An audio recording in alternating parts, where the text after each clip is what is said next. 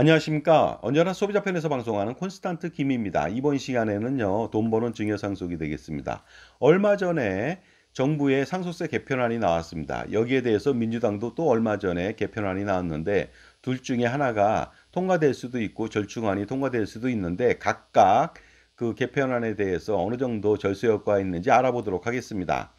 정부안이 나왔을 때요, 야당은 부자 감세라고 해서 반발했습니다. 그러다 보니까 어떻습니까? 정부안이 온전하게 통과되기란 정말로 낙타가 바늘기 통과하는 것만큼 어려울지도 모르겠습니다. 저는 아주 회의적이라고 봅니다. 그렇다면 정부안이 무엇인지 알아보도록 하겠습니다. 기존의 상속세율은요, 50%까지 되어 있습니다. 5단계 누진과세죠. 상속재산 중에서 과세비준 30억 원 초과는 50%, 절반을 세금을 내야 되는데요. 더 놀라운 것은 최대 주주인 경우에는요, 일반 기업 같은 경우는 20% 할증과세까지 합해서 무려 60%의 세금을 내다 보니까 전 세계 상속세 기네스 1위자가 있습니다. 바로 누구냐면요, 한국의 삼성그룹의 회장 이건희 회장이 되겠습니다. 20조 원 정도의 상속재산인데 무려 12조 원 이상의 상속세로 세계 1위죠. 2위도 마찬가지입니다. 한국 사람입니다. 넥슨 회장 김정주 회장이 되겠습니다. 6조 원 이상이 되거든요. 그러다 보니까 작은 나라에서 엄청난 상속세를 내고 있다는 것은 우리는 알 수가 있겠죠. 이것이 바로 가름지구가 아닌지 모르겠습니다. 자, 그런데 이러한 50% 구간에서 50%를 삭제했습니다. 개편안은. 따라서 과세표준 2억 원 이하일 때는 10%고요. 5억 원 이하일 때는 20%, 10억 원 이하일 때는 30%, 그다음에 10억 원 초과했을 때는요, 40%만 적용하기로 했습니다. 30억 원 초과할 때 50%가 없어진 것이죠. 자, 그렇다면요, 상속세를 한번 판단해 보도록 하겠습니다. 과세표준 1억 원일 때 기존은 1천만 원 나오고요. 개편안도 1천만 원밖에 안 됩니다. 그러다 보니까 절세 효과가 전혀 없죠. 과세표준 2억 원일 때도 알아보도록 하겠습니다. 기존에는요, 3천만 원 나오는데 개편안은 2천만 원이 나오게 되겠습니다. 따라서 1천만 원 아주 미미하다고 볼 수가 있습니다. 정부안도 상당히 미미하죠. 그런데 과세표준 5억 원일 때는요, 기존 상속세는 9천만 원이고 그 다음에 개편안은 8천만 원이 되겠습니다. 마찬가지로 1천만 원밖에 감면이 안 되고요. 그 다음에 10억 원일 때 과세표준 기존안은 2억 4천이고 개편안은 2억 3천입니다. 마찬가지가 되겠습니다. 1천만 원밖에 절세가 되지 않습니다. 그런데요, 과세표준이 20억 원일 때는 기존안은 어떻습니까? 6억 6천만 원인데 기존 상속세는 6억 6천만 원인데 개편안은 6억 3천만 원입니다. 이것도 3천만 원 정도다 보니까 어떻습니까? 그다지 그 혜택이 피부에 와닿지는 않는 것 같습니다. 하지만 과세표준 100억 원일 때는요, 기존의 상속세는 45억 4천만 원, 개편안은 38억 5천만 원이다 보니까 어떻습니까? 7억 1천만 원이라고 하는 비교적 조금 큰 금액으로 피부에 와닿는 금액이 되겠습니다. 감면이 되죠. 그런데 과세표준 1천억 원일 때는요, 놀랍게도 기존의 상속세는 495억 4천만 원인데 개편된 안에는 상속세가 398억 3천만 원이 되겠습니다. 따라서 어떻습니까? 약 100억 원 가까이 97억 1천만 원 감면이 되니까 과세 표준이 1천억 원 이상 되시는 분들은요, 개편안이 통과된다면 굉장히 좋아질 것으로 보입니다. 이것을 부자 감세라고 볼 필요는 없습니다. 왜냐하면요, 대부분 과세 표준 1천억 원 이상인 사람은요, 기업을 운영하는, 그 다음에 대기업을 운영하는 그런 사람들이거든요. 가업승계에 성공한다는 거 아니겠습니까? 그렇다면요, 세금을 좀 전략해서라도 줄여주더라도 어떻습니까? 고용을 확대하고 국민경제 선순환을 하고 유발 세금을 더 많이 거두면 더 훨씬 더 효과적이지 않을까 이런 생각을 해봅니다.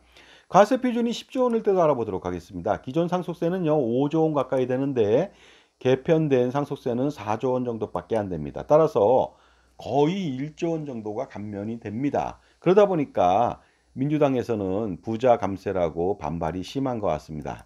자녀 공제도 알아보도록 하겠습니다. 수십 년째 1인당 어떻습니까?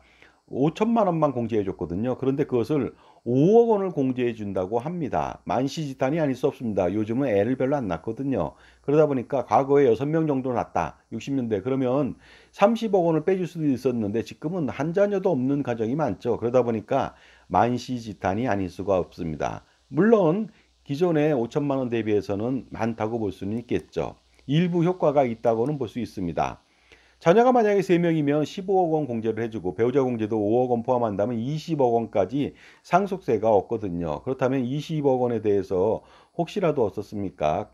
기존 상속세는요, 10억 원 공제하고 10억 원에 대해서 2억 4천만 원 상속세를 피할 수 없었는데 그 2억 4천만 원 감면될 수 있다는 것이 좀 장점이 될 수 있습니다. 그러나 어떻습니까? 앞으로는 그 세 그 출산율이 낮기 때문에 효과가 별로 없을 것으로 보입니다. 왜냐하면 학교 출산율이 0.65 명, 1 명도 되지 않다 보니까 어떻습니까? 자녀 공제는 큰 의미가 없습니다. 왜냐하면 일반적으로 다 일괄 공제 5억 원을 해 주기 때문에 큰 의미가 없다는 것이 되겠습니다. 하지만 최고 구간 상속세율 인하로 상속세 절세는 좀 도움이 된다는 말씀을 아까 드렸습니다. 하지만 민주당, 야당의 반발로 통과하기는 힘들 것으로 보입니다. 부자 감세라는 그런 논리 때문인데요. 제가 볼 때는 아까도 말씀드렸습니다. 부자 감세 아닙니다. 유발 세금을 더 많이 거둘 수 있는 아주 현명한 정책가의 효과적인 어떤 스킬이라고 볼 수가 있는데요. 과연 그렇다면요, 민주당은 어떠한 개편안을 갖고 있는지 알아보도록 하겠습니다. 지금까지 제 정보가 도움이 되신다면 무료 구독하고 좋아요 부탁드리고요. 특히 멤버십 회원 가입을 통해서 보다 다양한 혜택 받아보시고요. 그 다음에 멤버십 회원을 가입했다면은 동영상 프리미엄 서비스를 받게 됩니다. 보게 되거든요. 그러면 400여 편 현재 수록되어 있는데 그것을 통해서 콘스탄트 김의 절세 노하우 비법을 배우셔갖고 수억 원 내지 수십억 원 아니면 그 이상의 절세를 꼭 해보시기 바랍니다. 민주당의 개편안은 이렇습니다. 모든 정부안에 대해서 무시하고요. 그 다음에 자기들이 제공한 일괄공제 5억 원에서 8억 원으로 좀 올리고 배우자 공제를 최저 5억 원에서 10억 원으로 올린다는 그런 소폭적인 개편안을 제시했습니다. 이런 것은 과연 무슨 의미일까요? 알아보도록 하겠습니다. 자, 참새 눈물만큼 정도밖에 효과가 없습니다. 상속세 절세에는 거의 도움이 되지 않겠죠. 특히 가업승계에는 그다지 전혀 도움이 되지 않습니다. 따라서 아파트 한 채만 서울에 18억 원 정도 25평 이하 되는 그런 사람만 상속세가 약간 없을까 말까 하겠죠. 왜냐하면 배우자 공제 10억 원하고 일가 공제 8억 원 하면은 과세 표준이 0이 되니까 그렇습니다. 따라서 민주당 개편안, 그 상속세 개편안의 절세 효과라고 하는 것은요. 상속재산이 18억 원이다. 그러면 상속인으로 배우자하고 자녀 한 명이 있을 때는요. 배우자 공제 10억 원하고 일가 공제 5억 원 하니까 어떻습니까? 상속세 5천만 원 정도가 나오는데 민주당 개편안은 5천만 원 정도를 절세했다는 그 정도밖에 되지 않는다는 것이 되겠습니다. 그리고 혹시라도 개편안이 민주당대로 통과된다 하더라도 배우자만 있는 경우에는요. 놀랍게도 상속세 절세 효과는 제로가 됩니다.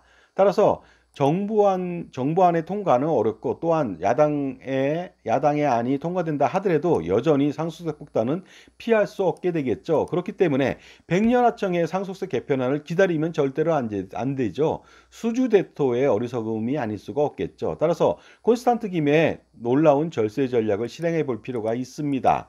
그것은 바로 투트랙 전략이 되겠습니다. 상속 증여세 절세 플랜을 아주 효과적으로 진행하면서요. 콘스탄트 김의 NGP 플랜을 동시에 진행시키는 것이죠. 그렇다면 할아버지, 아버지, 손자녀 3대를 잇는 100년 동안의 대계 자자순손 플랜 수십억 원, 그를 통해서 수십억 원, 수백억 원 아니면 수천억 원 아니면 그 이상의 절세가 가능합니다. 그러려면 평생 자기 편에서 자신을 도와줄 수 있는 종합자산관리사의 지원과 관리를 받을 필요가 있습니다. 그것만이 가렴주구의 지옥길을 무사히 통과하는 척경이 되겠죠. 그러다 보니까 9월 달 콘스탄트 김의 NGP 플랜 세미나 꼭 참석해 보시기 바랍니다. 9월 6일 금요일 오후 2시, 9월 7일 토요일 오후 2시 강남역 공간 이지에서 하니까 커뮤니티 게시물을 통해서 확인해 보시기 바랍니다. 자, 지금까지요. 정부안에 대해서 알아봤는데요. 정부안이 통과되기는 어려울 것 같고 민주당 안도 알아봤습니다. 그런데 민주당 안은요. 정말로 개편안이라고 말하기는 정말로 민망할 정도로 아주 지극히 미미한 것으로 보입니다. 그러다 보니까 여러분들 반드시 그런 안에 대해서 믿지 마시고요. 바로 지금부터 절세 전략을 세우는 것이 가장 중요하겠습니다. 감사합니다.